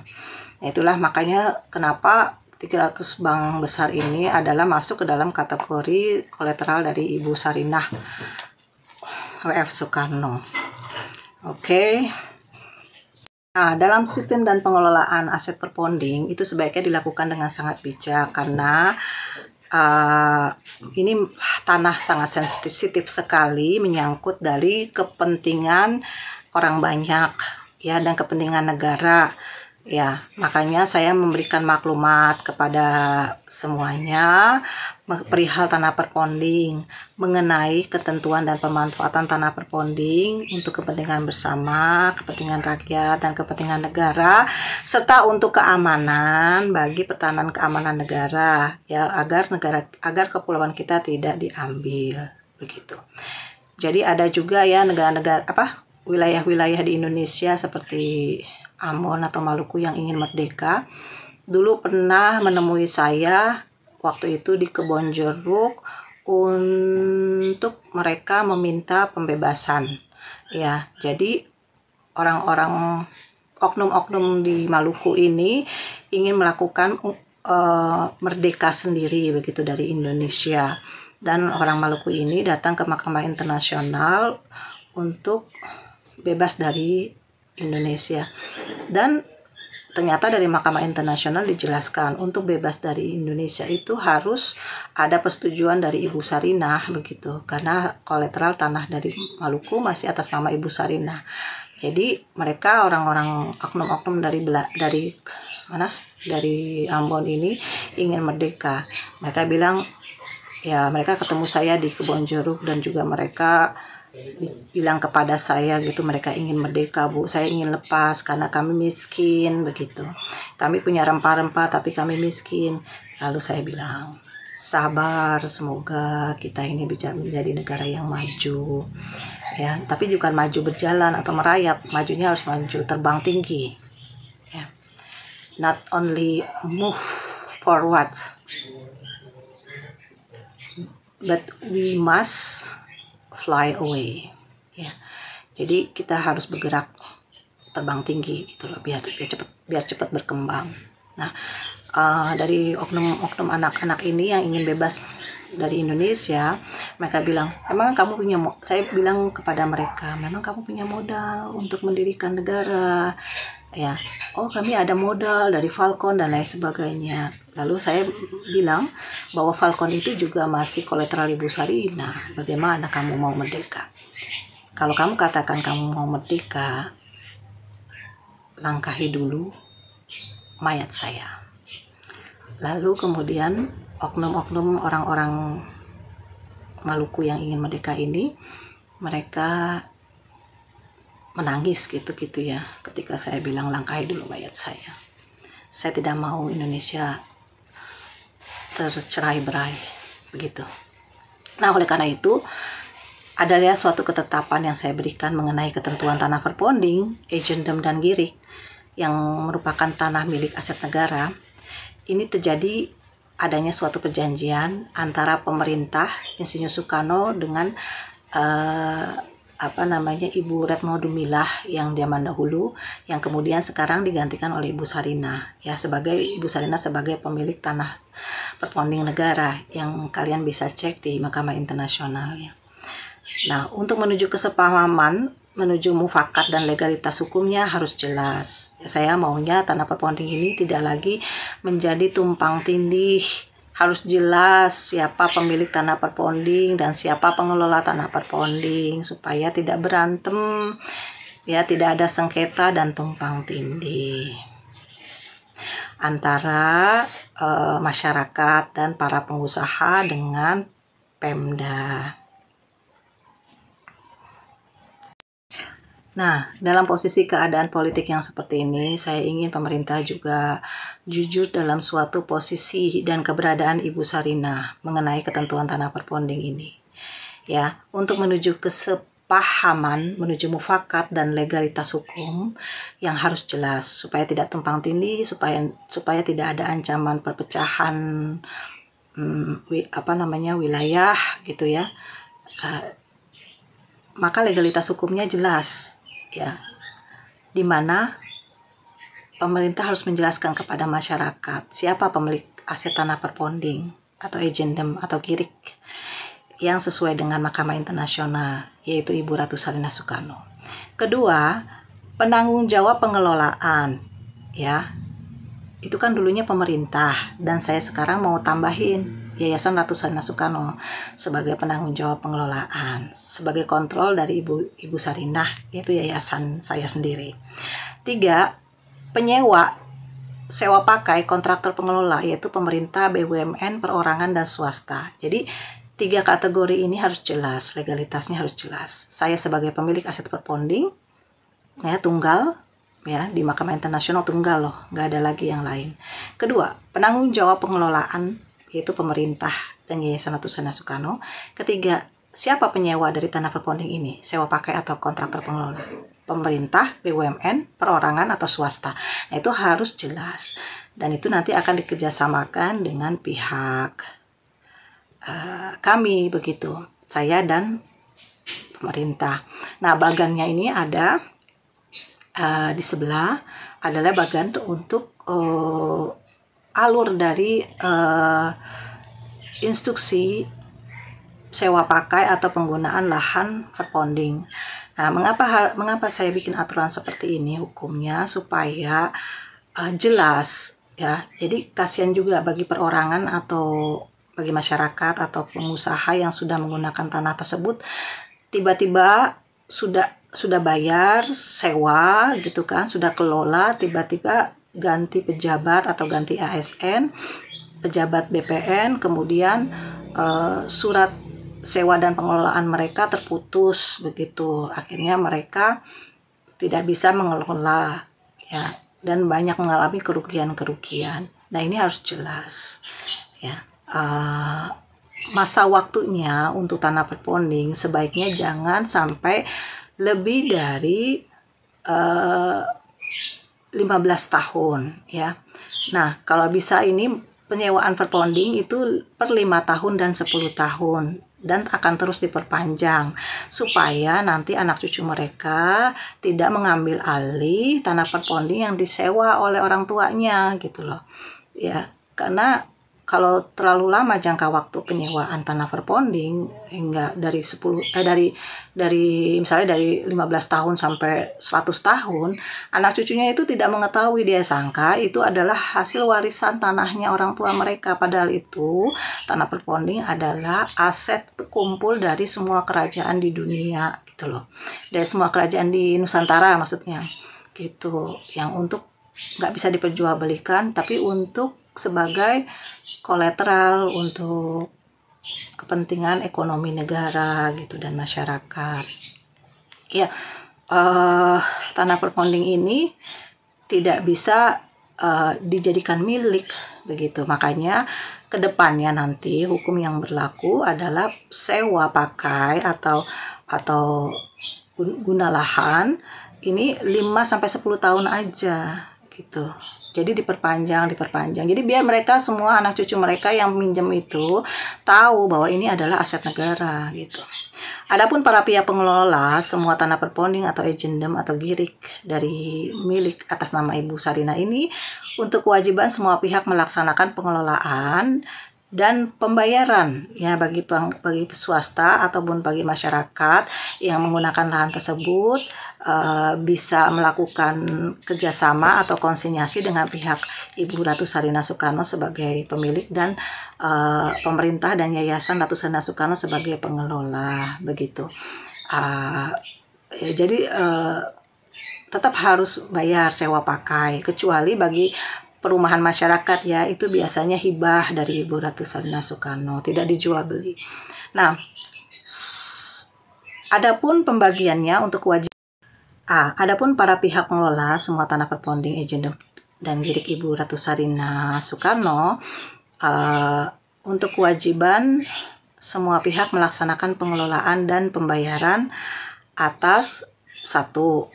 Sewa, 2. Pinjam pakai, 3. KSP atau kerjasama pemanfaatan, 4. BGS atau BSG, bangun guna serah atau bangun surah guna, 5. KSPI, kerjasama penyediaan infrastruktur, 6.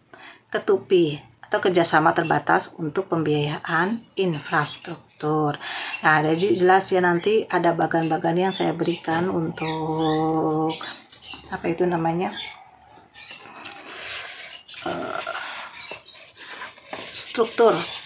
instruktur agendum perponding global induk dari Ibu Sarina ke Pemda gitu ya. Semua jadi jelas ini. Bukan saya yang menguasai atas tanah perponding ini, tapi saya hanya di atas namakan. Jadi pada saat Soekarno dikudeta itu tahun 1965, beliau telah mengalihkan itu kepada keluarga saya begitu. Maksudnya bukan mengalihkan, memberikan kembali kepada keluarga saya yang kebetulan berlatar belakang kerajaan. Ya.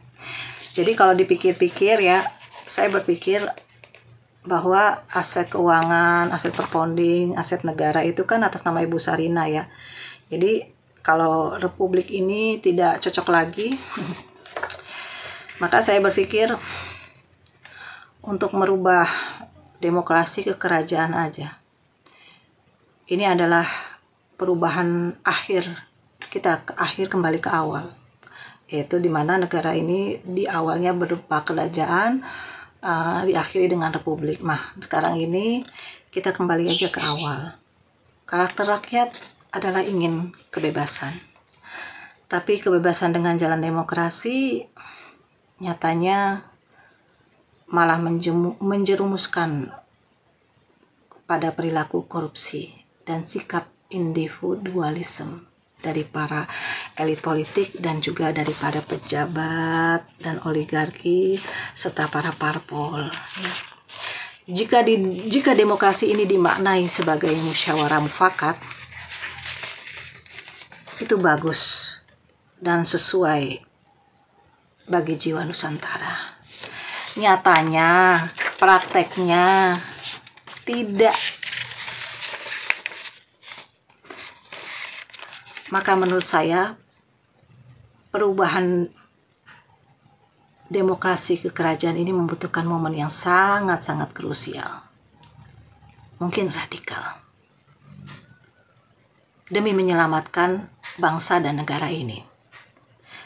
Maka dengan memunculkan satu tokoh sang penyelamat untuk didaulat menjadi King of the King, Raja di Raja atau Ratu Adil Imam Mahdi atau pemilik aset negara ini, maka negara ini insya Allah selamat bersama kapal besar Kerajaan Pajajaran Anyar Nusantara. Aslinya nih, rakyat sudah muak dengan perilaku elit politik. Rakyat hanya dijadikan sapi perah untuk kehidupan mereka yang mewah-mewah. Yang semestinya rakyat itu adalah tuan, nyatanya dijadikan pelayan. Tetapi mesti dipahami di dalam peralihan kekuasaan, karena sistem kekuasaan, kedaulatan pemerintahan itu akan selalu berulang dan berbeda karakternya. Ya, akan selalu berulang. Demokrasi itu meskipun berganti kepemimpinan, tapi aktor-aktornya sama, yang sering melakukan korupsi, nepotisme, ya, penyalahgunaan hukum dan keadilan. Maka percuma saja adanya demokrasi dan republik ini.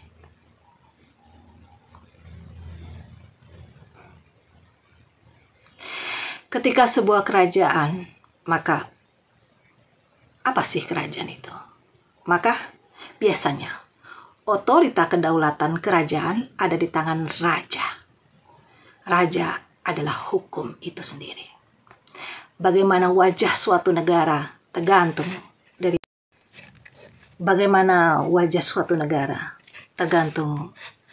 rajanya.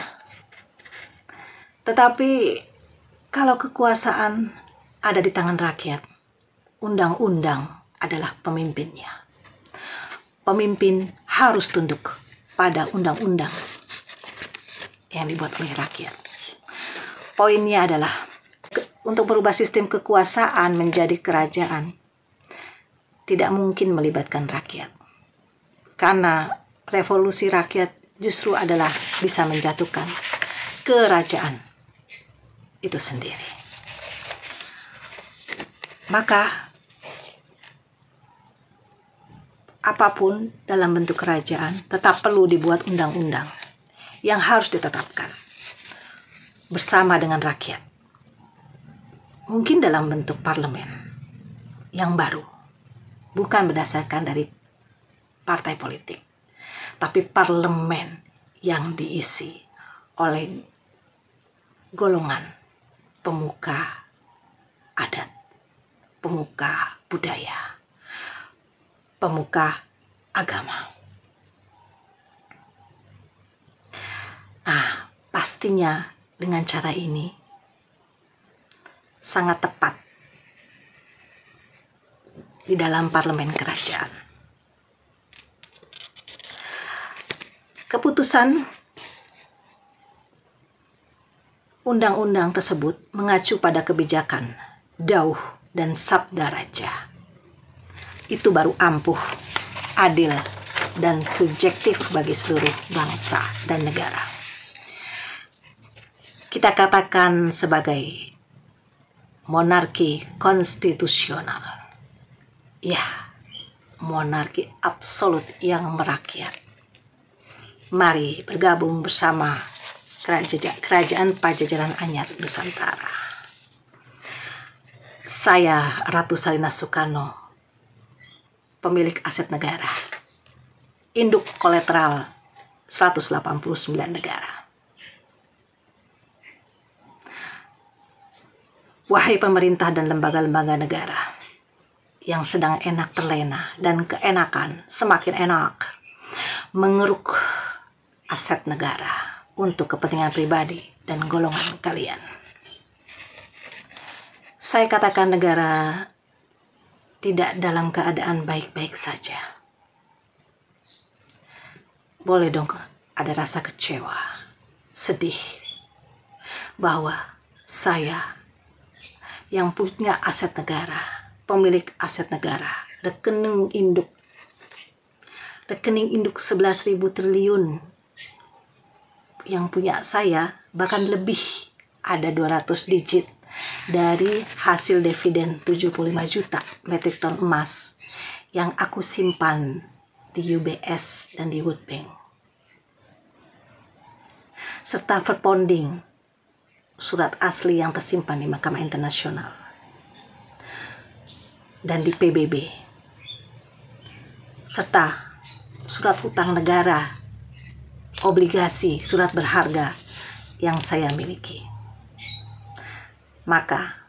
Masa iya saya Ratu Salina Soekarno harus mengikuti peraturan Anda di pemerintah, MPR, dan DPR kalau saya ini adalah pemilik aset negara? Semua aset negara adalah milik kerajaan Nusantara. Sedangkan posisi Republik adalah sebagai pengelola.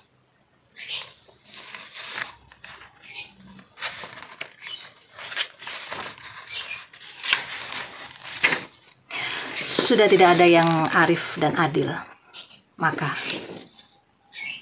kita rubah dan revolusi, bermetamorfosis sistem negara dari republik rasa kerajaan.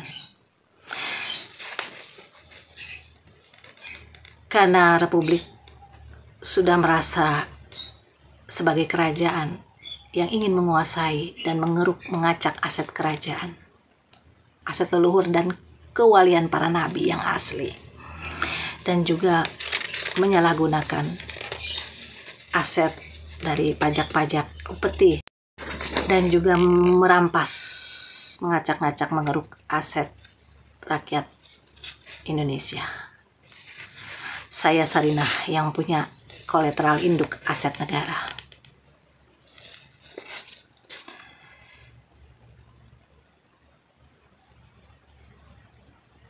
Menyatakan, inilah negeri di mana di dalamnya orang-orang yang edan, di mana cacing jadi naga, naga menjadi cacing. Di dalamnya edan semua, korupsi, nepotisme, semua betul-betul gila harta kedudukan yang merupakan bukan haknya. Dia rampas.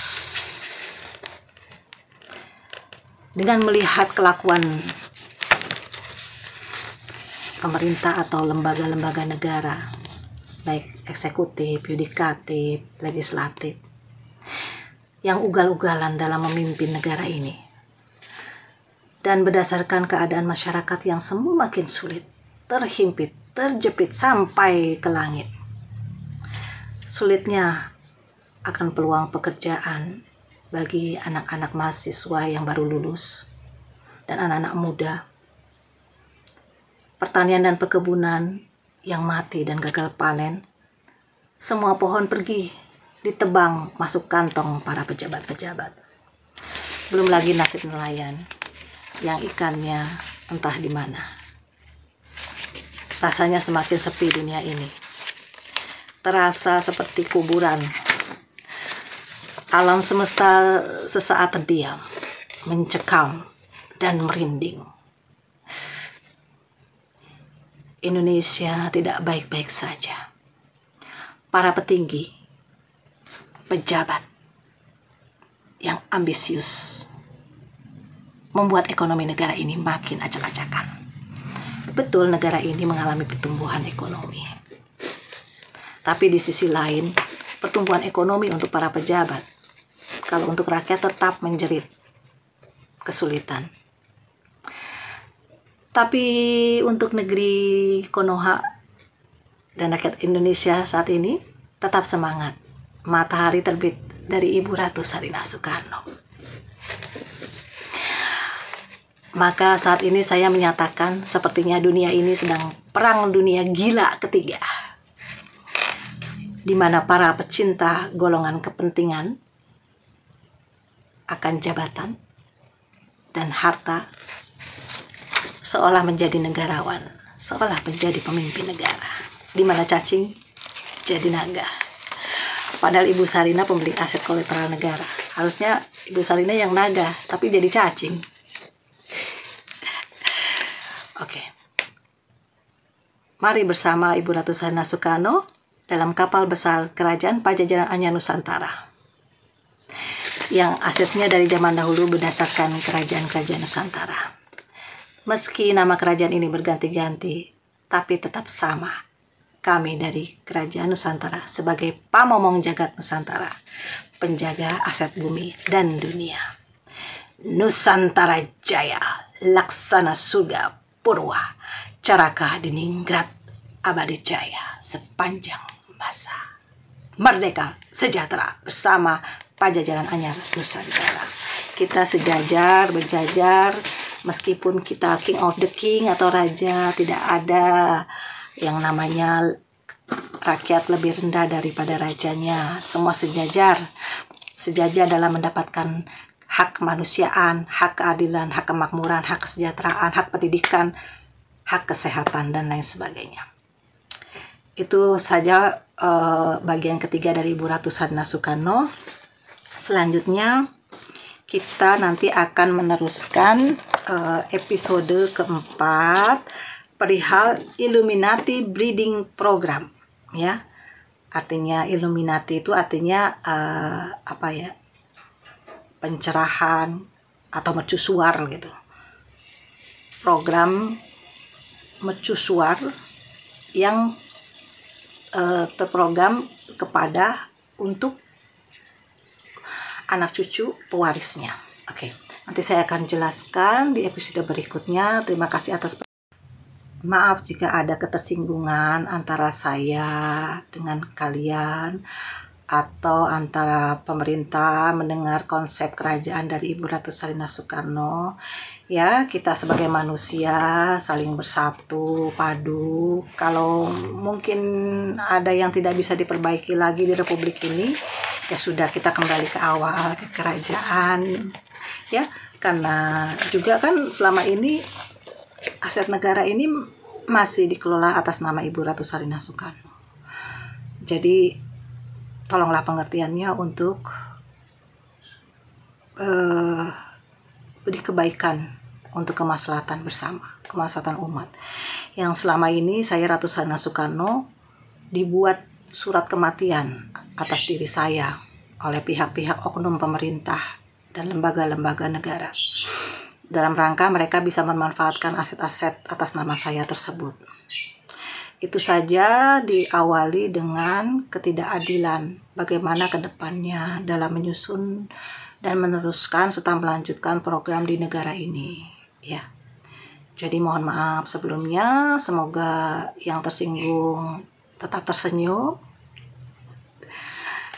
Yang bicara di sini juga tetap mendapatkan pahala dan ridho dari Allah Subhanahu wa Ta'ala karena menyampaikan hal kebenaran dan tidak pernah menutup-tutupi. Semoga Allah meridhoi kita semua dan memberikan kita jalan keluar untuk memperbaiki bangsa dan negara ini ke arah yang lebih baik, bukan untuk kepentingan keserakahan para elit politik.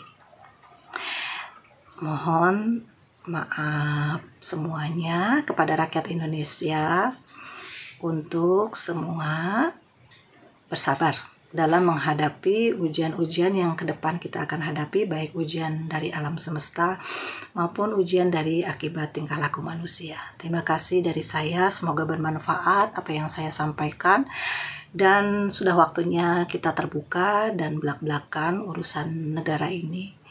Karena biar bagaimanapun ini adalah tanggung jawab dari Ibu Ratu Sarina Soekarno sebagai pemilik modal aset negara, di mana aset negara ini diacak-acak dan dimanfaatkan oleh orang-orang yang tidak bertanggung jawab. Padahal saya sangat bertanggung jawab secara moral kepada rakyat Indonesia untuk dikembalikan hak-hak ini kepada rakyat Indonesia. Terima kasih dari saya, Ibu Ratu Sarina Soekarno, mengucapkan semoga kita semua berbahagia. Amin, amin ya robbal alamin. Wassalamualaikum warahmatullahi wabarakatuh. Salam sejahtera. Merdeka, sejahtera, adil, makmur, sentosa, mercusuar dunia. Bersama Ratu Sarina Soekarno dan kapal besar Pajajaran Anyar Nusantara.